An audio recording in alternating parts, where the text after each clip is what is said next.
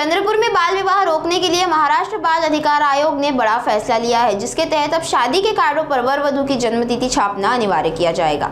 इस कदम से बाल विवाह पर रोक लगाने में मदद मिलने की उम्मीद जताई गई है। पिछले 4 महीनों में जिले में 19 बाल विवाह रोके गए हैं, जिसमें 6 मामलों में FIR दर्ज हुई थी। अधिकारियों के मुताबिक दोषियों पर 1 लाख रुपए का जुर्माना और 2 साल की सजा का प्रावधान है। साथ ही मंडप, कैटरिंग और बैंड वालों पर भी कार्रवाई की तैयारी है। संबंधित विभागों की संयुक्त टीम निगरानी और जनजागरण अभियान चला रही है।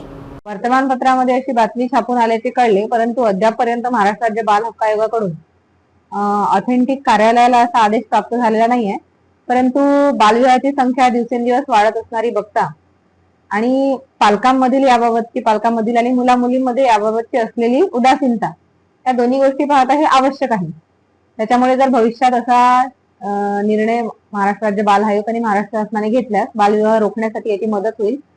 विशेषतः बालविवाह आहे हे माहीत नसताना त्या ठिकाणी असणारे जे बँड पार्टी पथक असेल, कॅटरर्स, लॉन किंवा लग्न मंडप कार्यालय, या सर्वांवरची कार्यवाही आपल्याला करावी लागते। जर बालविवाह झाला तर सर्वांवर गुन्हे दाखल होतात, तर ते यापासून वाचतील आणि लोक आधीच अवेअर होतील की नाही आता जन्मतारीख छापायची आहे म्हटल्यानंतर कोणीही असे ऑथेंटिक पद्धतीने बालविवाह करणार नाही। बऱ्याच प्रमाणात आळा बसण्याला याची मदत होईल।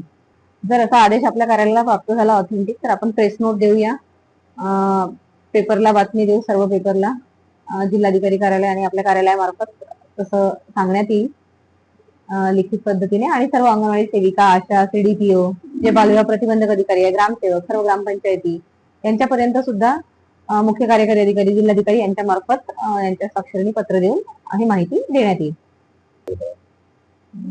प्रिंटर ते जे 1-2 असतील जिल्ह्यातले मुख्य, त्यांच्याशी आपण संपर्क करून त्यांच्या मार्फत, त्यांचे पण काही ग्रुप्स असतील तर त्यांच्या मार्फत त्यांच्यापर्यंत मेसेज पोहोचतील। म्हणजे प्रॉपर चंद्रपूर जिल्ह्याचे जे आहेत प्रिंटर्स, त्यांच्यापर्यंत आपण हा मेसेज पोहोचवू आमच्या टीम मार्फत।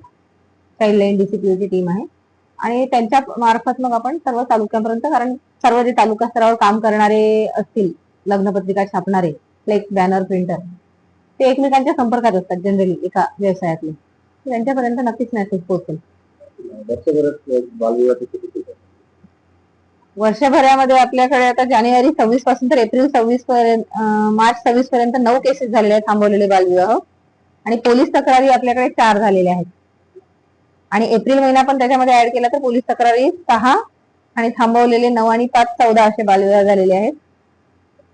एकूण 13 बालविवाह, 13 आणि 6 19 बालविवाह त्या तक्रारी आपल्याकडे प्राप्त झाल्या आहेत। त्याच्यावर आपण कार्यवाही केलेली आहे। त्यातले आपण 14 थांबवू शकलो आणि 5 मध्ये आपल्याला FIR दाखल करावी लागेल। FIR झाल्यानंतर यांना 1 लाखाचा दंड आहे, 2 वर्षाचा कारावास आहे।